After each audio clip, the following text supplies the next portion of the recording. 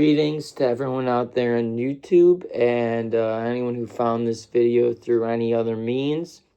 I thought today we could take a song like Fire on the Mountain, has 2 chords essentially, and talk about from, maybe the more basic techniques to the more advanced stuff, how you can kind of play around with that and specifically land on chord tones.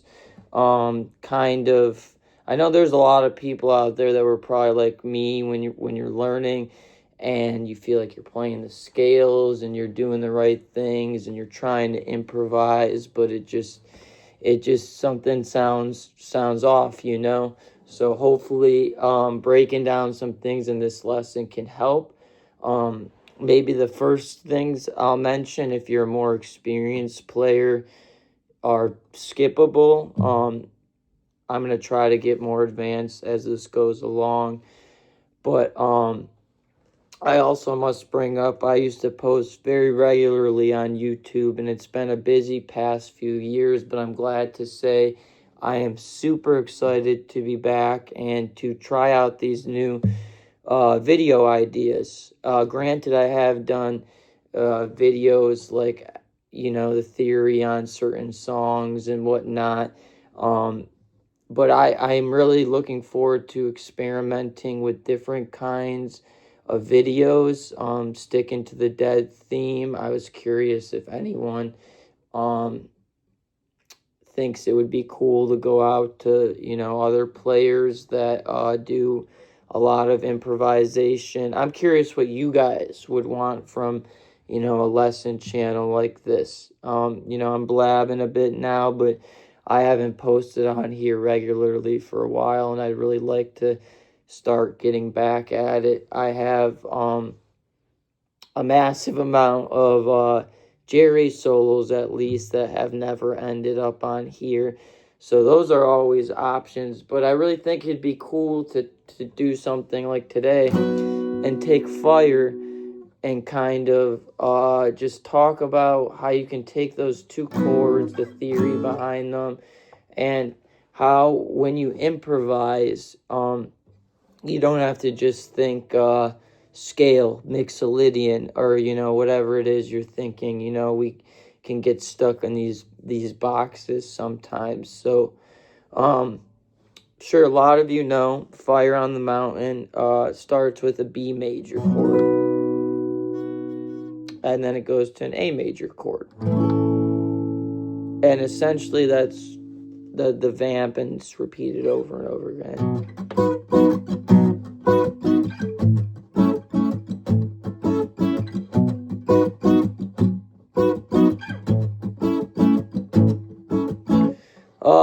The cool thing about that, or if you want to call it cool, I think it's pretty cool, is that you can also, there's definitely versions where people will add a quick E major at the end.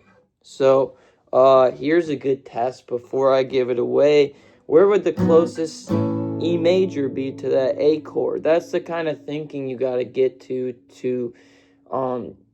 get to where I'm talking about, if that makes sense, of being able to improvise a little bit more seamlessly, etc. But, back in the day, I would think, okay, B, A, E.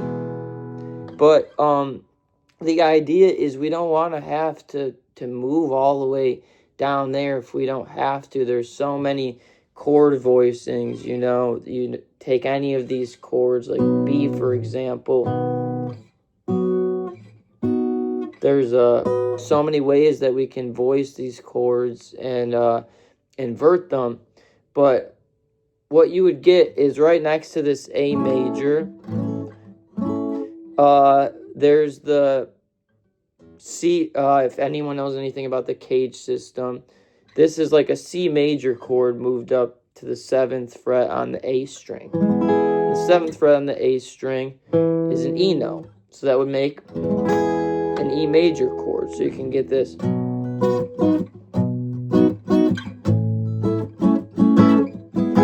Typically, I play it without the pinky, just because when I've played it live, a lot of times I'll do it like just use the top 4 notes of the bar chord.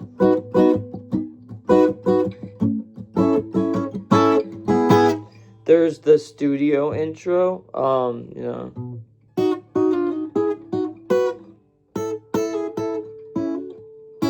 Something along the lines of that. I think that one's always cool to sneak in, you know. It's got that little chromatic up and or down and up, I should say. It's basically starting on that root note of B, and then, you know, think of your B major chord. And then you hit a double stop again, 2 9s on the G and the B string. Back to that. And then now the next chord, we're at the A now, right? I guess sometimes I'll play that extra one at the end too. You gotta feel it out. This is Grateful Dead music, you know. We're not being all ultra specific here, but. And then I've always done it like so. Basically, I'm making the 5th in the root of the A major chord here, and then, excuse me, wrong string. Using this G sharp here to kind of hammer back onto it. So.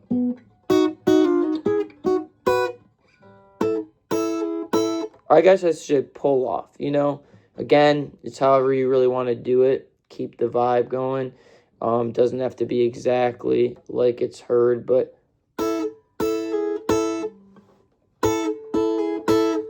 and then it ends with this. Go back again.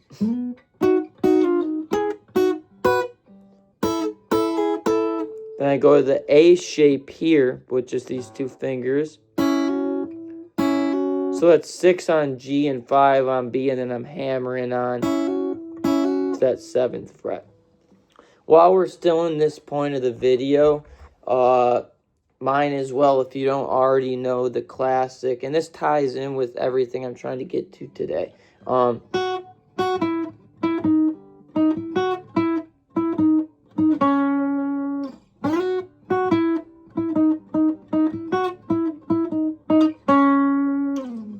See how I messed around with the rhythm a little bit the second time there? Again, it's fun to do that stuff, especially with this kind of music.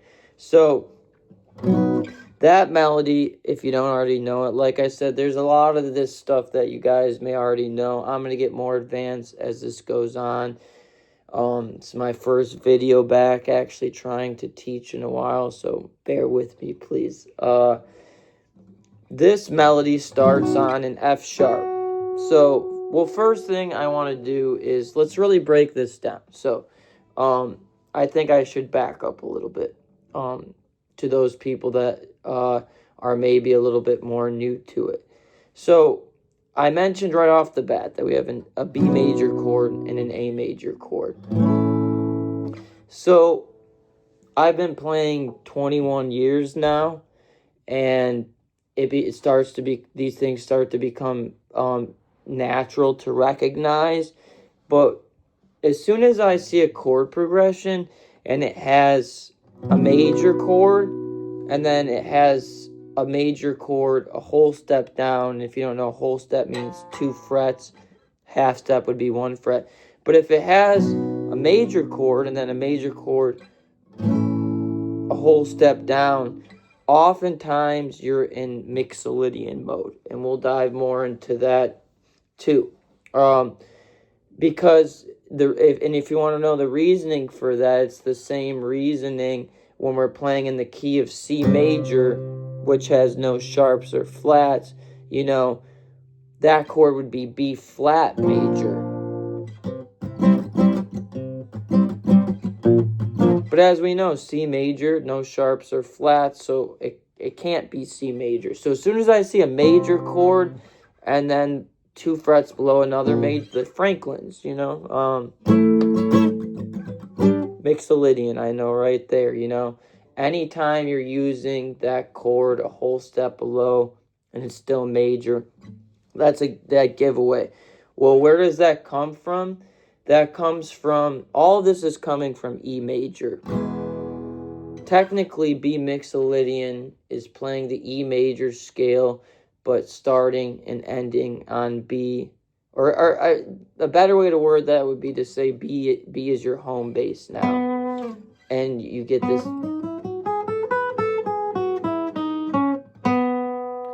But, so what does Mixolydian make you end up with? You end up with a normal major scale for the most part, but the one note that changes does make a pretty drastic change to the vibe, or whatever you want to call it. It's the flat and seventh. So when in a true major scale, B major scale, I would go up and hit this major seventh. In Mixolydian, I would do all the same notes, but when I got to the seventh, I would flat it, or you could call it the minor seventh. So all these notes come from E major. Another way to relate that all, I'm going to try not to go extremely deep, but then again, if anyone watches this and these things are helpful, I can expand upon them more. We have, again, B major, A major, and remember how I mentioned the E major from the beginning? If you take the formulas, is what I like to call them, for E major, and one of the formulas is what chords in the key signature end up major and minor. So I had a college professor that would always do like a chant with it, or it made it easy for me to memorize, even though I had known it at the time. But he would go 1, 4, 5 major, 2, 3, 6 minor. 7 is diminished, so we don't use that one as often. In fact, it's half diminished if you look at it as a 7th chord. So what we're getting at is in E major, if you count the letters, and we're not even worried about the sharps or flats right now, just because I personally know we don't need to be, E, F, G, A, B. B, or A and B, are the 4 and 5. So you could look at this all of Fire on the Mountain like, this is a 5-4 in E major. Is that a good way to think about it? Probably not the best way to think about it, but understanding that that's true is huge. Like, think of the standard 1-4-5 in E major that every song uses, So as soon as I see that major chord and it goes down 2 frets, a whole step, Mixolydian. Now, if you never played Mixolydian, the easiest way to dive into that, I would say, start on your G string, get this little shape down.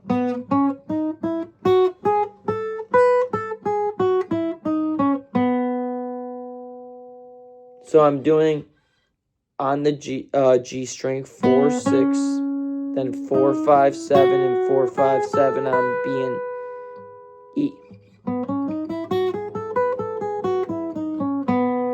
And that, you can even just have a lot of fun with that if you're not really trying to get as advanced as the chord tones and everything right now. It also provides a good opportunity to get used to sequences, which Jerry loved, stuff like...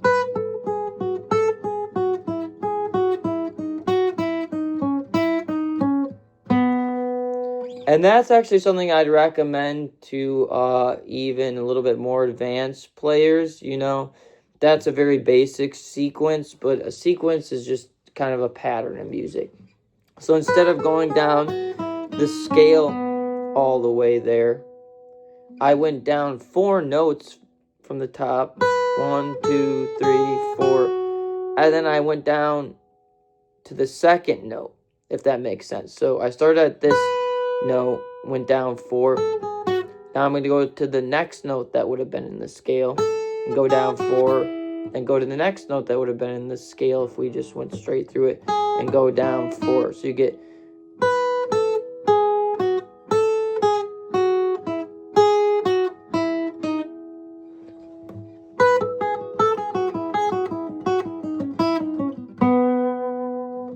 do it in reverse. You know, it's the same kind of thing. But what's fun is once you get that down, find some other positions, you know, you could practice the pattern in. Speaking of that, the main kind of positions that I kind of want to talk about today with the chord tones is number 1, which includes part of what we just did actually. We're just filling the rest of it out. And maybe we can actually talk about what notes are in this scale now. So we're doing B Mixolydian again, which is the 5th mode of E major. So we start off on this B note, which I use my pinky on the low E string. It's the only note we need on the low E string for now. Then we're going up to a C sharp, which is the 4th fret on the A string. Then we're going up to a D sharp, which is the 6th fret on the A string. Then on the A string, 7th fret, E. So far, it's like a normal major scale, like normal B major scale. Because 1, 2, 3, 4. Then we get to the 5th. We have an F sharp.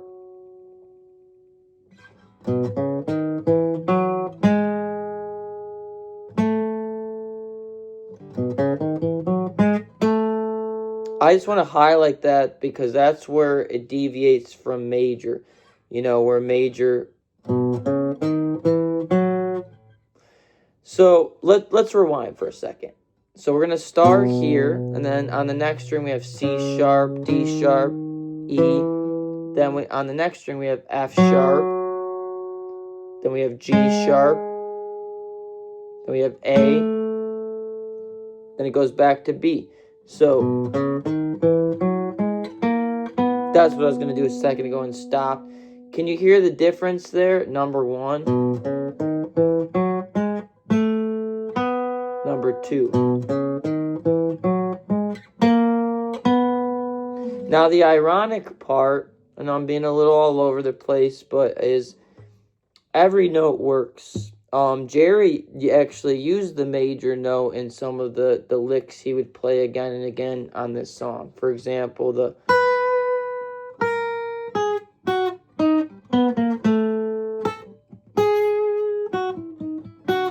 So he's using the major 7th right there over the B chord. If you didn't know that lick, it starts on the root note, the B, on the high E string. Then we're going to scooch a fret down, hit that major 7th. Then you go to 9th fret on the B string. 7th fret on the B string. 8th fret. So we're kind of doing a B major arpeggio. Because it goes to 8 on G. And then a little chromatic walk down. See how conscious he is of going from that B down to A. He's hitting it right on, right as it happens. And then you get this 10, 9 on the B string. And then you could do your own lick from there, or I'll do a...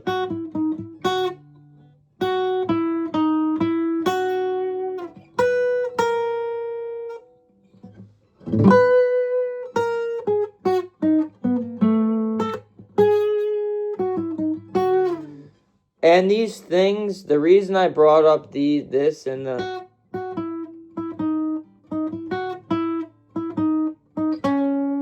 is because they work directly with the scale. Or the chord changes, I should say. So, starting off here, we have the F sharp to come back to this lick that we were talking about. So, what's in a B major chord, or what's in any major chord? We have a root, a 3rd, and a 5th. In a major chord, the 3rd is major, and a minor chord, it's minor. And otherwise, the root stays the same, and the 5th is called the perfect 5th. So, in this instance, if we kind of analyze this,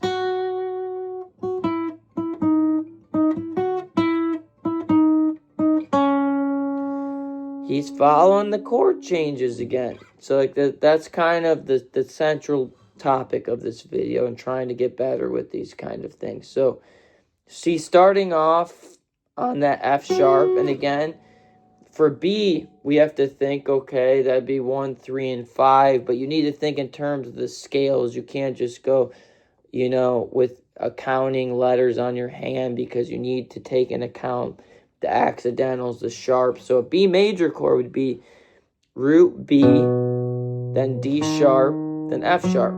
So root, 3rd, 5th.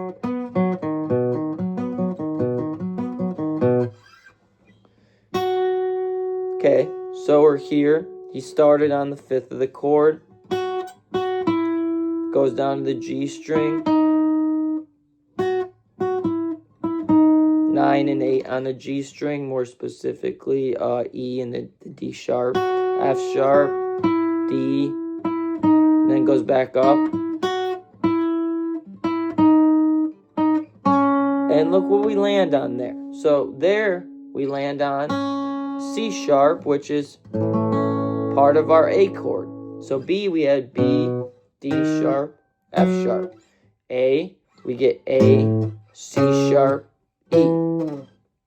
Root, 3rd, 5th.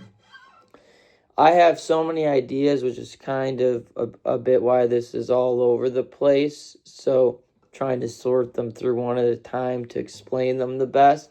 But I have to mention with the arpeggios, those are even a fun thing to kind of practice. What I mean by that is, if you know a major arpeggio, you know a major arpeggio.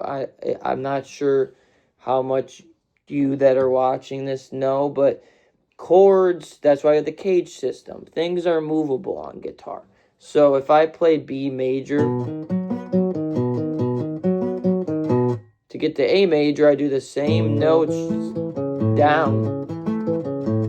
And that's kind of fun to practice over this, just to get the dexterity and everything together. And then you think, okay, where else can I do that? Or what other ways can I do that?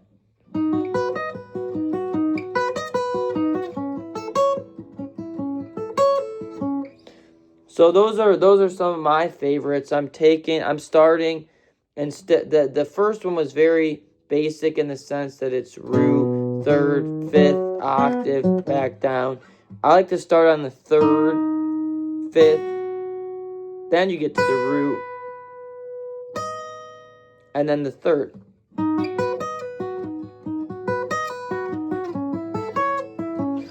But so I want to go back to the first scale that we mentioned. We were talking about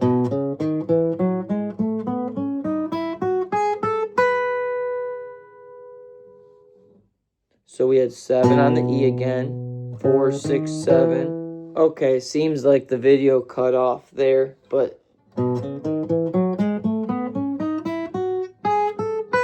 to give you the fret numbers first, 7, 4, 6, 7, 4, 6, 7, 4, 6, 4, 5, 7, 4, 5, 7. And try to think to yourself, quiz yourself. This is something that's great to do, because the whole thing about targeting chord changes is we want to be able to know where our notes are. It's as simple as that. So, imagine descending. I'm at a B note here. Now I'm going down to A. G sharp, F sharp, E, D sharp.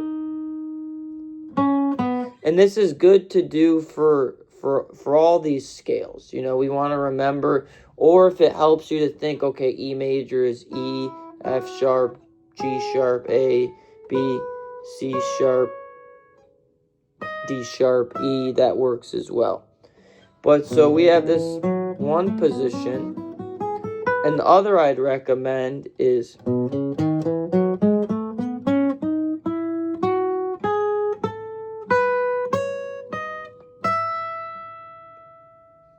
So the first one, we're kind of in the fourth position, meaning that our index finger is hanging around this fret, and the next one is up here. And what this allows is for us to find more chord tones by using both of those. So let's try to search for where the notes of B major and A major are in this first scale. And keep in mind, you don't always have to land on a chord tone. It does sound really great when you pull it off. But technically, if you land on another note, it's considered a second. It's considered a ninth. It's considered an extension of the chord. So there's nothing wrong with that. But you'll notice, especially if you land on thirds of chords, those are the most powerful notes because, as we mentioned earlier, the root and the fifth they don't change between major and minor chords. So if we're doing this position, I see a B major right away.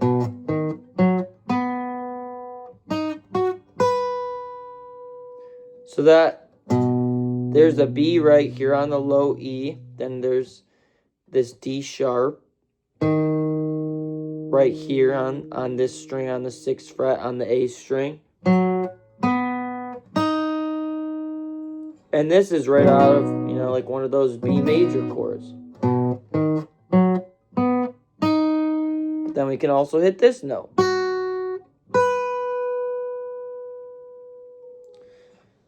So when I'm soloing along, I know that while the B is going on, that these notes are going to sound good.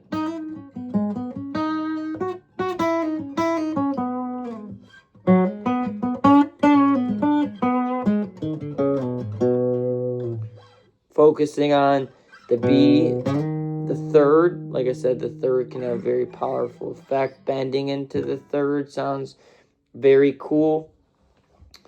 So we have this B.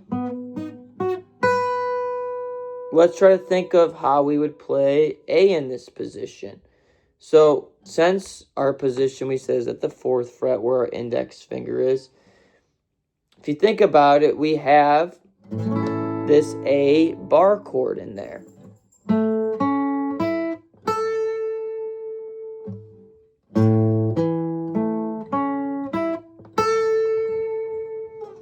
So an example of what I'm thinking when I'm soloing. Let's say I'm starting on this B. I'm trying to think in my head, well, not really think, but as it gets closer to changing to the A chord, what note is close that I could go to? Here's another great practice. Take the root, 3rd and 5th of every chord, and then compare it to the next chord and see how far the root is from the 3rd of the next chord or from the 5th of the next chord. So by that, what do I mean? If I started on this B and I just go up, see the minimum amount of distance you have to go to get to a chord tone in the next chord. If I'm on B, for example, and I just go up 2 frets, I get the A major chord.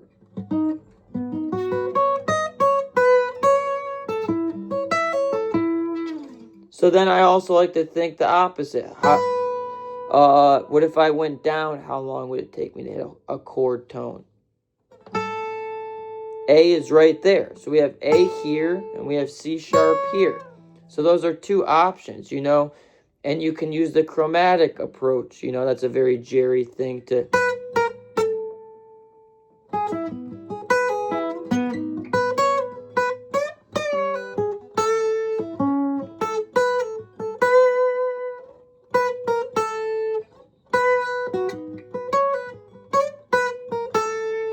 Or we could do the chromatic going up.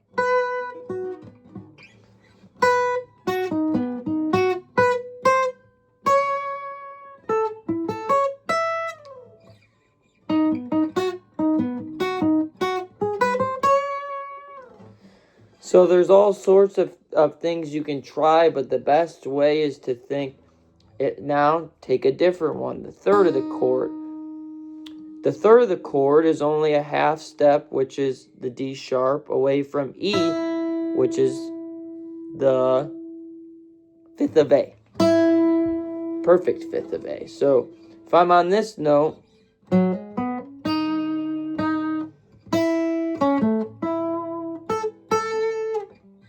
see how that resolved very nicely? Usually a half step resolution sounds very nice because it really pulls back that one note. That's why when you hear these progressions, the normal chord that should be played is E minor, but that has no pull back to that. That's why they change it to this, the E minor to E major. See how nicely that resolves? So not always, but half step resolutions are nice too. Okay, so we're on the third. And remember, not every note in every chord is going to be super close to another tone, another chord. So if we're on the third of B, we talked about go up to E.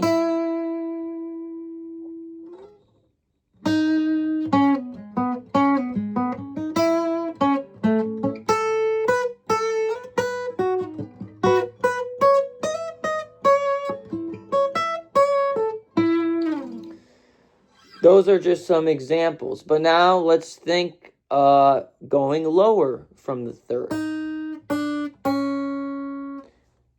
Another chromatic walk down, because that leads us, and this is all not just happenstance. These chords are 2 whole steps away, so it makes sense that a lot of these connections, that's why this is a good song to practice on, are just,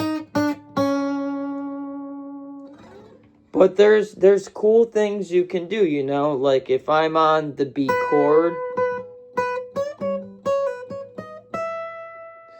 and let's say I go up to the E while I'm in the B chord, like coming up with a melody. So like, I notice that 3 notes down is that third of A. And we all know Jerry loves that kind of lick. It sounds great. We all love that kind of lick. So back to the arpeggio thing, where I think it's more relevant now. It's try to find as many as you can, so like, okay, that one, I could play it here, I could play it here, could do it more simple, or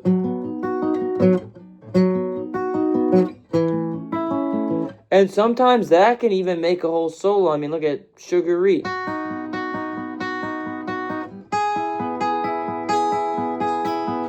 That, like, you can very intentionally use them to craft your solo.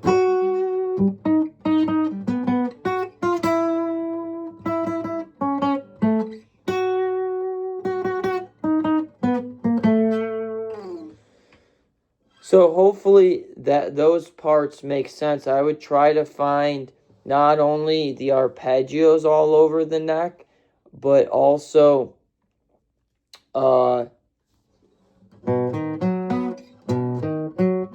chord tones, if that makes sense. So getting into thinking about it. A lot of musicians will say it's all about not thinking about it, but to get to that point, you have to think about it a lot. So I'm gonna choose a note often. If I want to come into a ripping solo, for example, a lot of the bands I play with do this song. I mentioned earlier that the third or bending into it sounds great. So over B, sounds great, right? We're going into that third.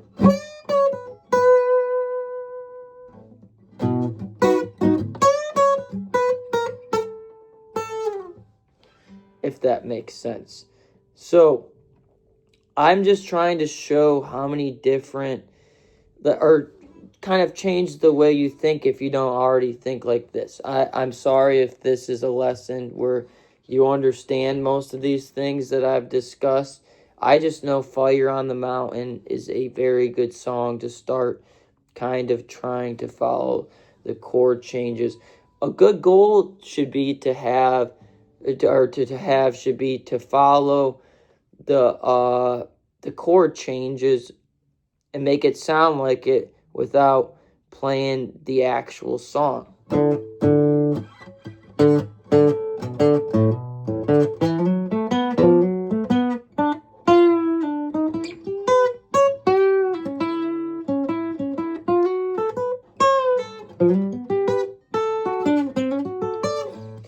So did you recognize the beginning of that?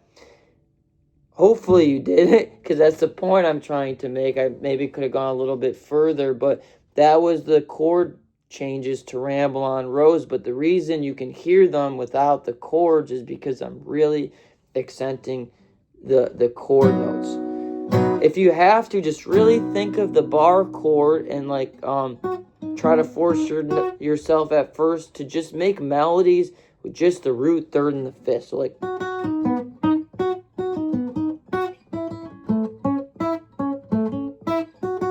I feel like that sounds like a song I can't think of. If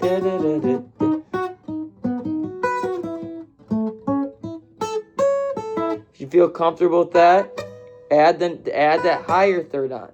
And you can do a lot of fun stuff like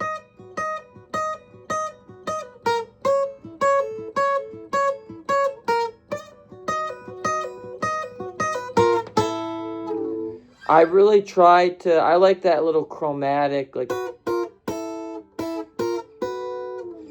Fire does it very well, from the beginning. Lots of these little chromatic things. We use the major seventh. Jerry uses the major seventh. So while there are rules, there's really no rules. You could come into it from down here. I'm at a B now.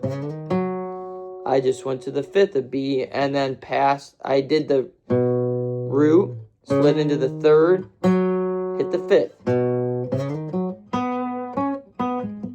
Then I know the A's coming up, and I know I could hit this note, but I'm already on it, so I'd rather have a different note. So I'm going to hit this note, or bend into that note. So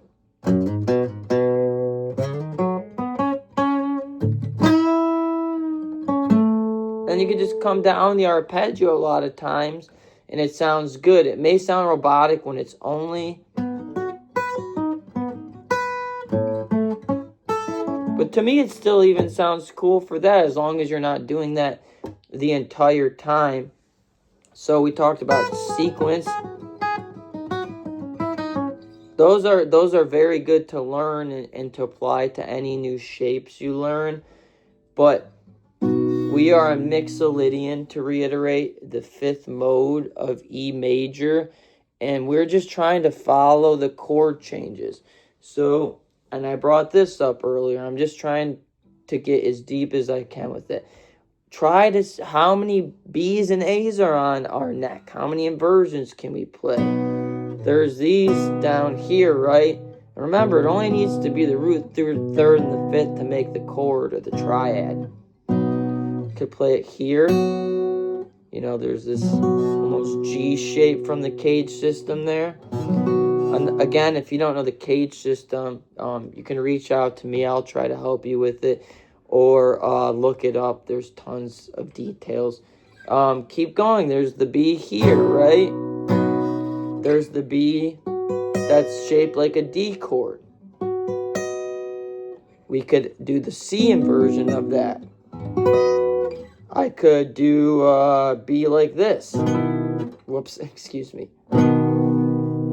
I could do the A like, there's a lot of places, so if we can memorize those in our head when we're soloing.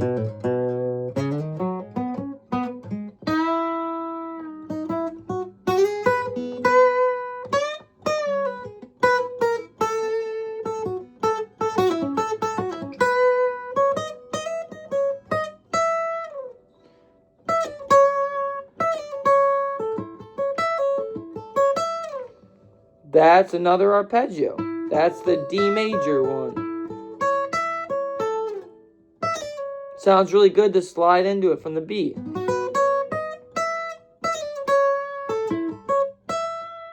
Could go up to the F sharp, the 5th here. Now I don't have much space on my acoustic,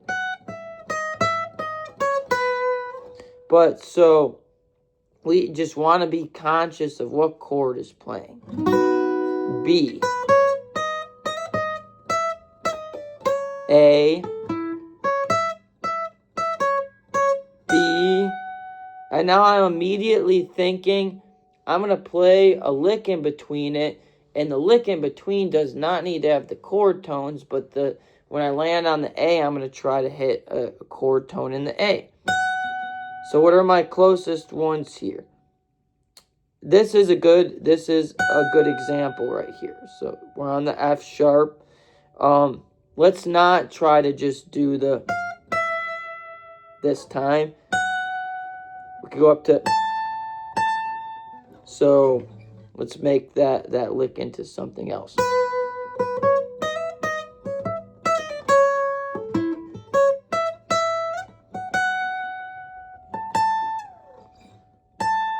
So I didn't really let the B hang out long enough there, but you could do a little arpeggio.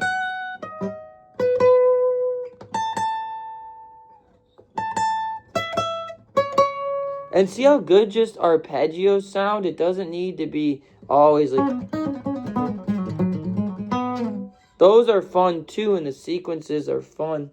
But I hope that everything has made sense with everything I've discussed. If you have any questions, please feel free to let me know. I'd really love to know what everyone thinks about this lesson. I'm going to start uploading more, and I just want to kind of gather the skill level that everyone's at. I know there's always people out there just starting, and this stuff will be helpful for. But if you want more content of Jerry transcriptions, I have a lot that I'm sitting on, like a lot. We can do that. Would you like a video where we, and I try to do this, go over the solo and the theory behind it, or just throw the solo out the window and talk about stuff like this. I'd love everyone's feedback. It's nice to be back.